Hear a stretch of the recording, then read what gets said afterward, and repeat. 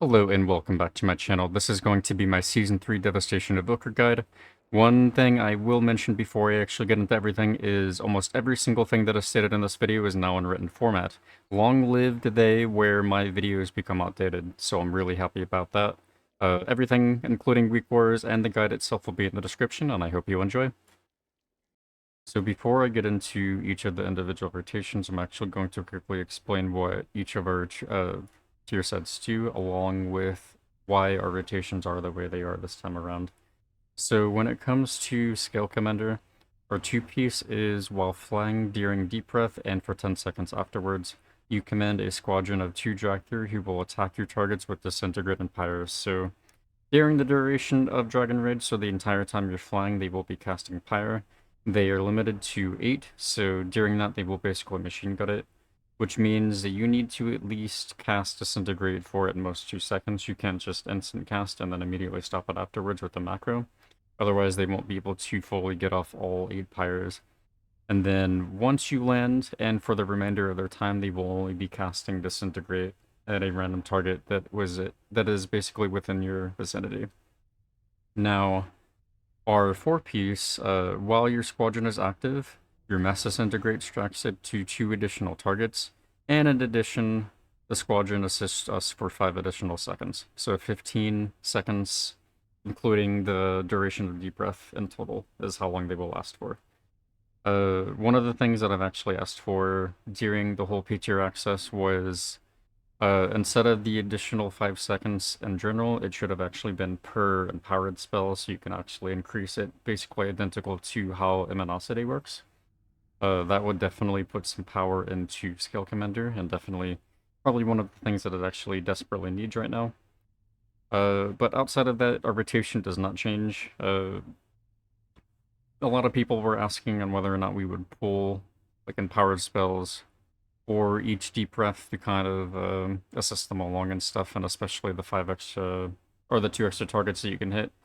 And you kind of just still send deep breath every 20 or so seconds right now, so it's no big deal on you actually not having to save either deep breath or both empowered spells. You just will still send them off of cooldown. Now, when it comes to Scalecommander, it's a little bit different. AoE is kind of the same. You're kind of just putting more of a powerhouse into putting as many damage jumps down as possible, especially at the very beginning of pull. So it's kind of just like putting more emphasis into it. However, when it comes to our single target rotation, it changes pretty drastically for Flameshaper. So our 2-piece engulf stokes your inner flame, increasing your damage and healing over time by 15%. And increasing the chance you gain Essence Burst by 50% for 12 seconds. And it stacks up to 2 times, and multiple overcap applications may overlap. So it means whenever you double engulf, it'll be 30% instead of just the 15%, and then obviously the Essence Burst 50% for that remaining amount of time as well. You'll get that. And then our 4-piece, consuming Essence Burst, steering inner flame fires an Essence Bomb at your target, damaging nearby enemies for X amount, arcane damage reduced beyond 5 targets. So the thing that actually changes drastically for Flameshaper and single target is we will actually be moving Eternity Surge outside of the very beginning of Dragon Rage. That way we can cast and generate more Essence Burst to utilize the Essence Bombs, because right now the scaling is really good in favor of single target for Essence Bombs versus AoE. Obviously they're both really strong, but as I said, damage right now is just better in single target. So you obviously want to prioritize that, and you can kind of still do the same in AoE, but it's more of a real big powerhouse in single target. So yeah, as I stated with the single target rotation, you will be casting Eternity Surge right before Dragon Rage. And obviously, with the Iridescence Blue, it'll obviously make your very first Shattering Star, then very first Disintegrate really strong. Outside of that, though, it doesn't really do much damage. As I said, you will prioritize Eternity Surge outside of every single big window of you wanting to use either one or multiple engulfs. If it's just one engulf, I don't think you really have to care that much about generating as much, but if it's like coming up on Dragon Rage and you have double engulfs, by all means send it so it doesn't Like, so it goes on cooldown and you don't have a habit of accidentally sending it or something. So anyway, here are the rotations. So in Flameshaper single target, you're going to be casting Eternity Surge into Dragon Rage, then Living Flame twice for double Essence Burst. Afterwards, you're going to be Tip the Scales Fire Breath into Shattering Star, then double Engulf for the double Inner Flame from our tier set.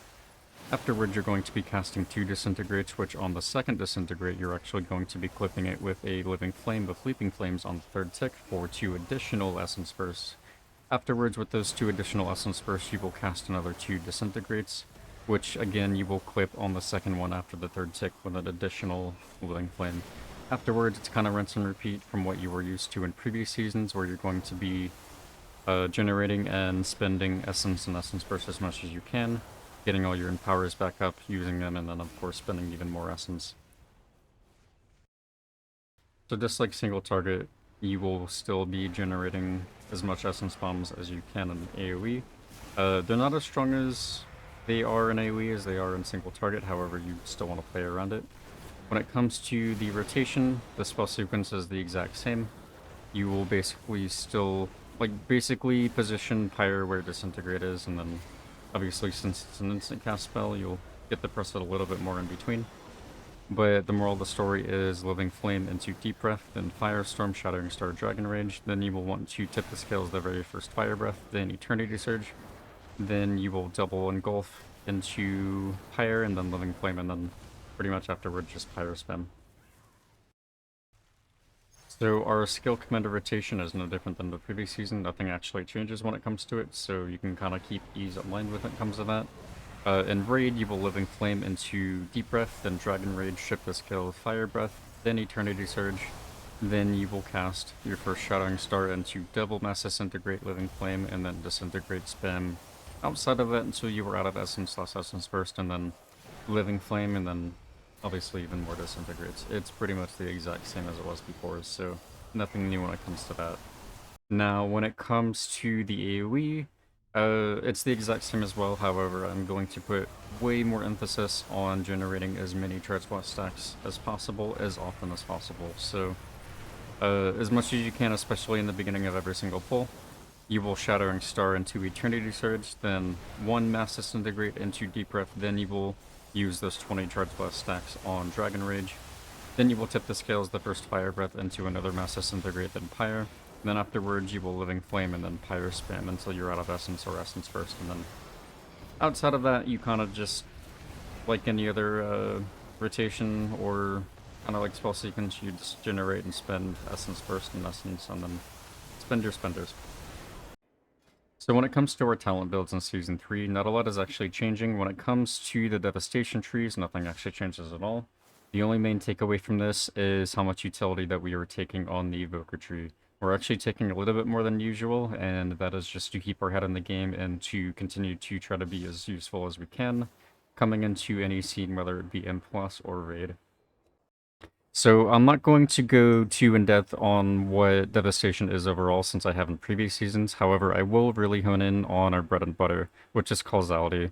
Causality is basically a talent that will lower the cooldown of our empowered spells by a certain amount of, like fractions of a second, based on the damage that our essence spenders do. So when it comes to Disintegrate, it'll take off half of a second every single time it deals damage, whereas with Pyre, it's 0.4 seconds per enemy hit, up to 2 seconds.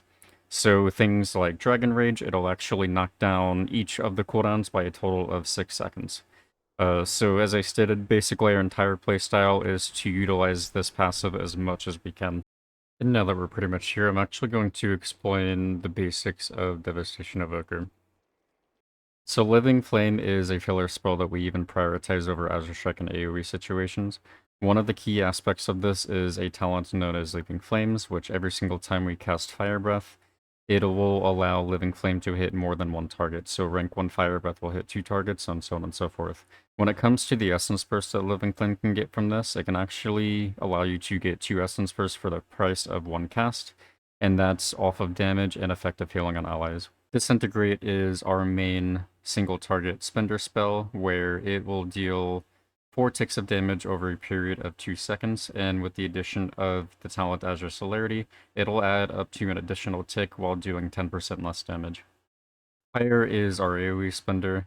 It is an instant cast, and there are a lot of conditions on when and where to actually cast this in targets up to 3 or 4 or more.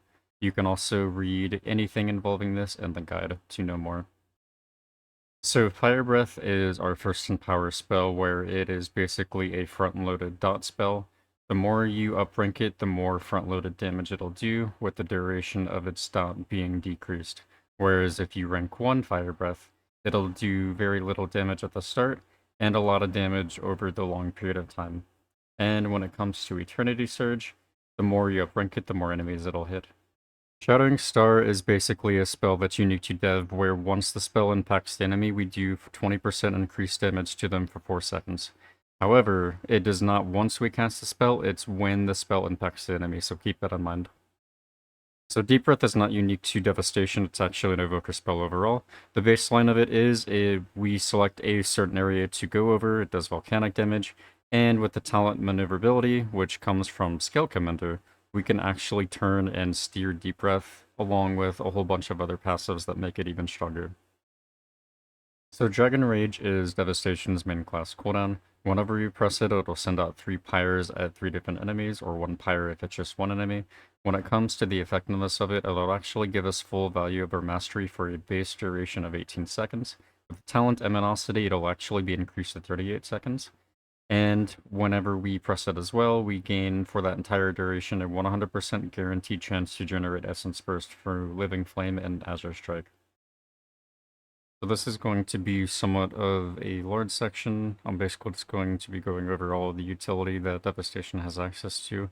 So this is kind of like what you'd expect from a Devastation, and you can obviously ask them for anything and they'll at most give it to you. We'll start off with the dispels. So we can dispel all poison effects, and we can dispel every single other effect besides magic. So let's Cauterizing Flame for you. Another thing that we have is Sleepwalk, which disorients enemies. It basically works the exact same as Mind Soothe, except it's just single target. Except when it comes for this, you can actually walk directly on enemies and you will not generate any threat on them so long as you do not attack them. Another thing that we do is Source of Magic. The real strength of it is in the passive called Potent Magic, or Potent Mana, where it increases the damage and healing of a healer by 3%. When it comes to rescue, we can swoop an ally and fly them to a designated area, along with giving them a shield that is equal to 30% of our max health. Probably the biggest one that we bring is Spatial Paradox, where not only a friendly healer but also us. It'll increase the range of most of their spells by 100%, while also allowing them to cast while moving. And then Time Spiral, which is also really strong. Bend the time allowing you and your allies within 40 yards to cast their major movement abilities once in the next 10 seconds, even if it is on cooldown. Another thing that we do is we bring a Pressing Roar. So it'll basically, in our frontal cone in front of us, it will increase the effects of crowd control for the next 10 seconds by 50%. And then overall, which is a passive for it, it'll remove 1 enrage effect from each enemy, and the cooldown of the spell is also just reduced by 30%. And then, last but not least, we can we can stun enemies every single time we Deep Breath. So it's not as strong for Flameshaper, but it's really strong for Scalecommander, considering that we can Deep Breath every 20 or so seconds. So every class has their strengths and weaknesses when it comes to defensives, and Devastation is among the ones that are probably the most tanky. When it comes to our tankiest defensive, which is Renewing Blaze, a lot of people get this a little mixed up on the usage of it. The gist of it is you always want to prioritize using this over Obsidian Scales when it comes to taking raw dot damage, whether you know that your healer cannot dispel it, if they're dispelling someone else, or if it's just raw taking damage that a particular enemy is doing, and obviously your healer can't take it off of you if it's dispellable or not. So Renewing Blaze for that is a prime example of what to use it for. It'll basically heal back a ton. Once you get a few ticks going, you're basically immortal from it. So when it comes to the stats that Devastation wants in Season 3, it's going to be no different than Season 2 or even Season 1. Flameshaper wants haste over crit. Obviously you want mastery and versatility to be more or less equal, and then Scalecommander kind of wants more crit than haste and raid, and then identical and M+ to Flameshaper, and then outdoor, it really does not matter what you have. You can pretty much just use whatever and you'll still pretty much almost one-shot anything. And as I said it as well, you can freely transition to either hero tree without gear swapping, which a lot of people are really happy about when it comes to Devastation. And this is going to be the end of my Season 3 Evoker guide. If you have any questions or comments, you can of course leave them down below. I do also have a community Discord, so if you have any questions, you can also ask them there, and I will be sure to answer as many as I can. As always, thank you for watching.